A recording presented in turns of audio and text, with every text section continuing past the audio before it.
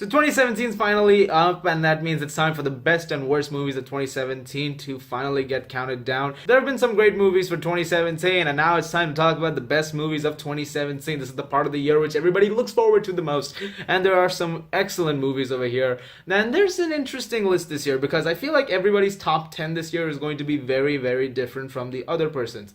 That said, I have a specific list of movies, and let's start counting them down. So, without further ado, number 10. At number 10, we have Thor Ragnarok, a film that absolutely surprised me. When I started this year, I was very, very positive that Spider-Man Homecoming was going to be in my top 10, and it turns out that's number 11. It's right there. But I really loved Thor Ragnarok. Thor Ragnarok was really funny, it was really entertaining, but it was also well written. The acting was excellent as well. I thought Chris Hemsworth in this was the best he's ever been as Thor. I loved Mark Ruffalo in this. Kate Blanchett is one of my favorite Marvel villains as Hela. I even bought the action figure of Hela. I thought she was really good in this. Taika Waititi did such a great job with this film. I absolutely loved this movie, and it is one of my favorites of the year. Number 9. At number 9, we have Lady Bird, Greta Gerwig's little masterpiece of a film, which was just, well, If I had to find a flaw with Lady Bird, what would it be? I can't find one, actually. Probably the fact that it's short. I wish it was longer. I know, I've never really wished that about movies, but I wish that Lady Bird was honestly a longer film than the one that we actually got, because I really like this movie a lot, and I think it was an excellently done film. The performances were excellent. Saoirse Ronan was really great in it. I thought Laurie Metcalf was great in it. The writing by Greta Gerwig was fantastic, and it was a great coming of age story, and honestly, probably the best coming of age story I've ever seen. Number 8. At number 8, we have Three Billboards Outside Ebbing, Missouri, a film that surprised me so much because I love Martin McDonagh's movies, but this one might just be his best movie. Frances McDormand is really great in this. This is probably the best performance she's given in years. Sam Rockwell is my favorite Sam Rockwell performance ever. Woody Harrelson was really great in it. It had a great soundtrack. It had excellent writing, excellent directing. This film really hit all the notes I wanted it to hit, and it is one of my favorite movies of the year. Definitely see it if you have not seen it yet. Number 7. At number 7, we have The Disaster Artist, Tommy Wiseau's, James Franco's movie. It's funny because I'm pretty sure that at a point, James Franco became Tommy Wiseau just in the movie itself. And that's a good thing. I thought Franco's performance in this was spectacular. And so was Dave Franco, who played Greg Sestero. This was a really funny movie that explored how one of the worst movies of all time was made. And it's now one of the best movies of the year. And one of my favorites easily. Like, the irony of that. Number 6. At number 6 is Edgar Wright's little soundtrack masterpiece of a film that is Baby Driver. A film with so much style and with such an amazing soundtrack. It has been done before, I'm sure, by somebody, and it was a big failure probably, but then this is the film that really perfected it. This is a stunning achievement of filmmaking. It was funny, it had a heart to it, it was also with an excellent soundtrack. I mean, my god, the soundtrack for this thing was amazing. Wow. Such a great soundtrack. This was a really great movie, one of the best movies of the year. Number 5.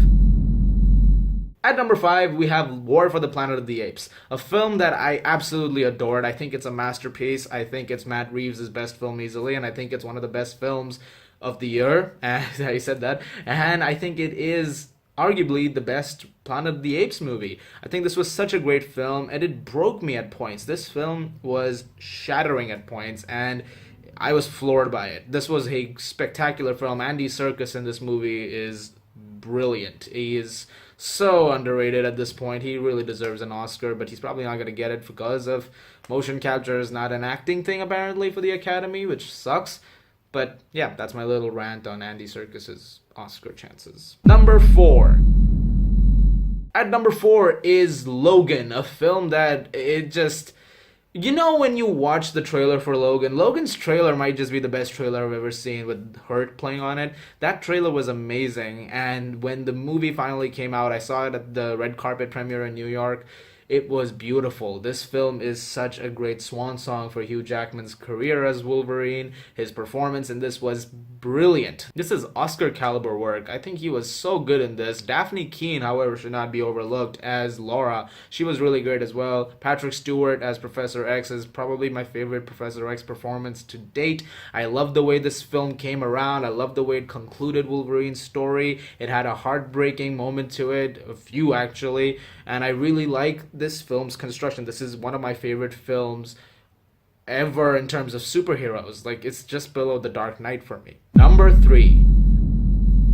At number 3 is Dunkirk, Christopher Nolan's little war epic that I absolutely adored. This is such a great movie, and I absolutely love the intensity of this thing. It's beautifully shot, one of my favorite looking movies of the year. It's got an excellent soundtrack by Hans Zimmer. The direction by Christopher Nolan is nothing short of legendary. I thought every single thing in this movie worked so well. This has some of my favorite dogfight sequences in cinema. I absolutely adored this film. I can't wait to see it over and over again. And if you haven't seen it yet, do yourself a favor and go see this movie ASAP. Now, I thought about these last two very carefully because these two movies I adored. Now, one of these movies is very controversial, and one of these movies is not so controversial. But that said, these two were really hard to pick between, and I finally decided to go with the following choices. Number 2. At number 2 is the now very controversial Star Wars The Last Jedi. I'm not saying this because I'm a Star Wars fan, not because I'm wearing a t-shirt, but it's a film that for me did what I wanted Star Wars to do, which is subvert expectations. I wanted to walk into the film completely surprised, and that's exactly what I got. I was blown away with some of the things that they were able to do. I like the fact that they changed around characters at points too, because I feel like if you saw the same character over and over again, it gets boring. I saw a side to Luke Skywalker this time that I really appreciated and I actually thought was very interesting to look into, and it made him more human and more believable all of a sudden, and I really like what they were able to do with that. Along with other characters, they exposed the hero's faults. You know, with Leia there were faults, with Poe there were faults, with Finn there were faults, and with Rey there were so many faults. And the idea of this film, you know, Yoda says it in that scene, which was failure, and I really liked the way that was handled in this film, and for me, that's why this film gets such top marks. Number 1. Number 1, I decided this once I saw it. I just knew this was going to be number 1, no matter what was going to happen. This was such a high standard of filmmaking. I knew nothing was going to come close to it at that point.